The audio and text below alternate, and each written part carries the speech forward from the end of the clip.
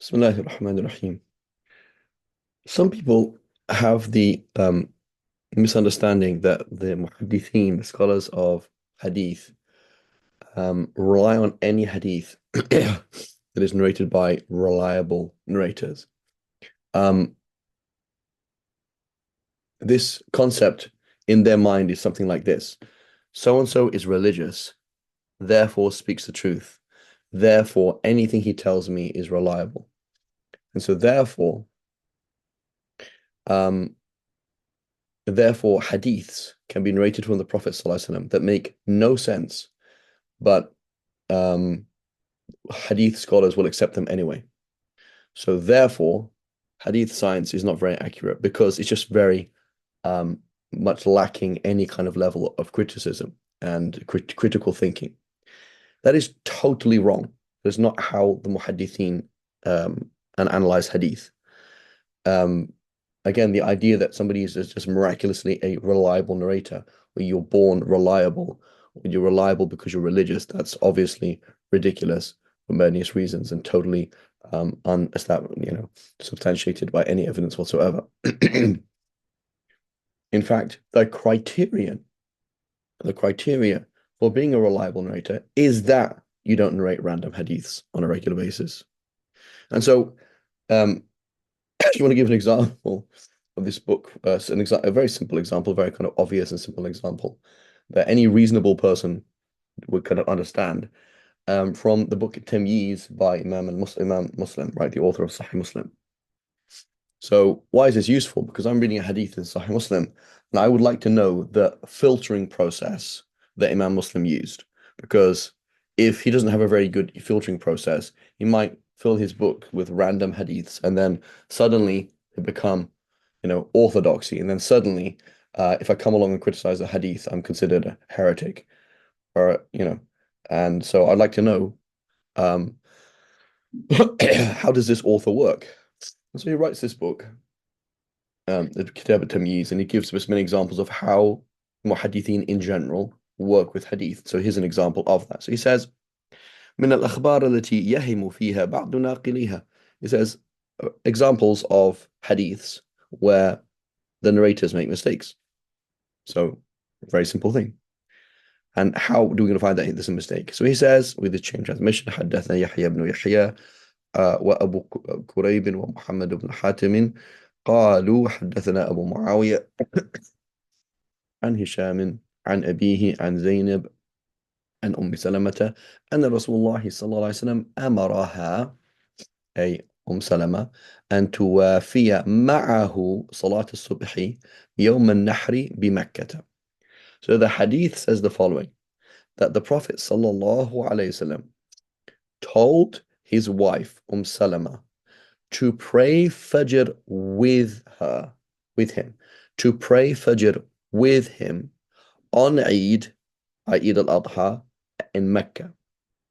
So he's going to pray Fajr in Mecca on Eid, and he told her to pray Fajr with him on that day. That's the hadith. The hadith, according to the simple standard of being reliable narrators, these are all reliable narrators. Right? There's no question about it whatsoever. So then how can it be, where's the error then? سمعت مسلما يقول هذا خبر وهم فيه وهم هذا الخبر وهم من أبي معاوية لا من غيره. He said this is a clear mistake. What? Clear mistake. And a reliable narrator makes a mistake. So yes, a narrator that you yourself will use to establish revelation that comes with the Prophet ﷺ, is it made a mistake? Yes, he made a mistake. وذلك أن النبي صلى الله عليه وسلم صلى الصبح في حجه في حجته يوم النحر بالمزدلفة. He says that's because it is well known and well established that the Prophet sallallahu alaihi wasallam, when he was on Hajj, he prayed Fajr at Muzdalifah and not in Mecca. وتلك سنة رسول الله صلى الله عليه وسلم. That's the well-established sunnah of the Prophet sallallahu alaihi wasallam that we know. فكيف يأمر سلمة أن توافيه معه صلاة الصبح يوم النحر بمكة? How could he then tell his wife to pray Fajr with him on that same day at Mecca. Okay, so let's now think of how what's in Imam Muslim's mind. A, hadith is true even if it's false. B, the Prophet ﷺ said it, therefore it's true. C, a reliable narrator is reliable, but he may make mistakes, and his mistakes can be discovered by comparing how other people narrate the hadith. So it's very important to understand the critical thought that he has in his head. Right? He's saying it is impossible for this to have happened. He's not criticizing the Prophet sallallahu alaihi wasallam. Right? He's not criticizing anybody. He's saying this is clearly a mistake. This is a human error here. سمعت مسلما يقول هذا خبر محال. This is an impossible hadith, right? لكن الصحيح من روى هذا الخبر عن أبي معاوية وهو أن النبي صلى الله عليه وسلم أمر أن توافي صلاة الصبح يوم النحر بمكة وكان يومها فأحب أن توافي وإنما أفسد أبو معاوية معنى الحديث حين قال توافي معه. So it says this is clearly a mistake, right? This is clearly a mistake. And what happened was there was a slight change in the hadith. What happened is he is in one place and she is in another place. He is in Muzdalifah and she is in Mecca. And it was her day to be with him. And so she told him, please make sure you pray Fajr. Make sure you pray Fajr in Mecca. That's what it means. That's all. Not that it said pray with him. The word with him is a mistake. سمعت مسلم يقول وسنذكر إن شاء الله تعالى رواية أصحاب هشام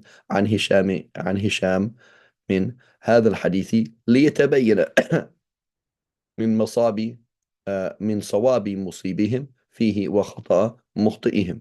He says, and I will show you by comparing and contrasting other chains of transmission for this hadith to show you that what I'm saying is correct. So not only is it illogical, but it is contradicting other hadiths. Excuse me. حدثنا ابن أبي عمرو حدثنا أبي عمر حدثنا سفيان قال حدثنا هشام.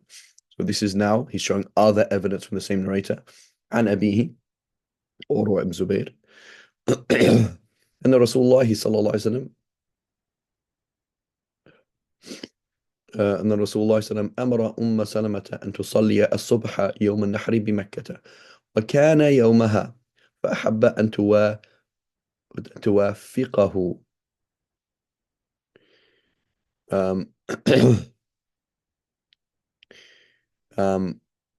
so it said that the Prophet ﷺ told Salama, his wife, to pray Fajr on the Eid al-Adha at Mecca.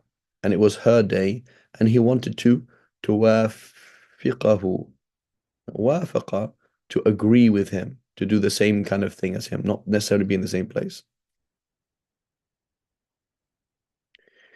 وروى هذا الحديث عبده عن هشام ويحيى عن هشام, and there's other people narrating the same thing from Hisham. في الرواية الصحيحة من هذا الخبر ما رواه الثوري عن هشام قد روى وكيع أيضا فوهم فيه كنحو ما وهم فيه أبو معاوية. It says even Waki' ibn Jarrah, Allahu Akbar, how can this thiqah, how can this amazingly good narrator, how can he also make a mistake? He can make a mistake.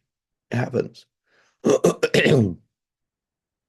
He says حدثنا أبو بكر حدثنا وكيع عن هشام عن أبيه أن النبي صلى الله عليه وسلم أمر أم سلمة أن توافيه الصبح بمنى. Right? So he made another mistake. So he changed things a little bit as well. He said that he told Salama to pray subh with him at Mina. Right? فسمعت مسلم يقول وسبيل وكيع كسبيل أبي معاوية أن النبي صلى الله عليه وسلم صلى الصبح يوم النحر بمزدلفة. Right? So again, he's changed things slightly. And the point is the Prophet ﷺ prayed in Muzdalifah, and it was not at Mina, nor was he in Mecca. دون غيرها من أماكن لا محالة, right? It's very clear. So, are we going to accept a hadith even if it's illogical? No, we're going to go through a process, look at other narrations, and find out, yes, a reliable narrator actually made a mistake here. It happens rarely. Obviously, it happens frequently, and that narrator is not reliable to begin with. But we can see here the critical thought applied by the muhaddithin and demonstrated by quote unquote the orthodox, one of the most reliable books for Sunni Islam, Sahih Muslim, how the methodology is. This person is obviously thinking with some level of, insight, and he's not demonstrating merely his way of thinking. He's saying this is the methodology of the muhaddithin, and this is how we tell right from wrong. We compare and we contrast, right? And we use our minds, and we don't make ridiculous statements that are illogical, right? This is the process that they follow. So, inshallah, we demonstrated that well. وصلى الله على سيدنا محمد وعلى آله وصحبه وسلم.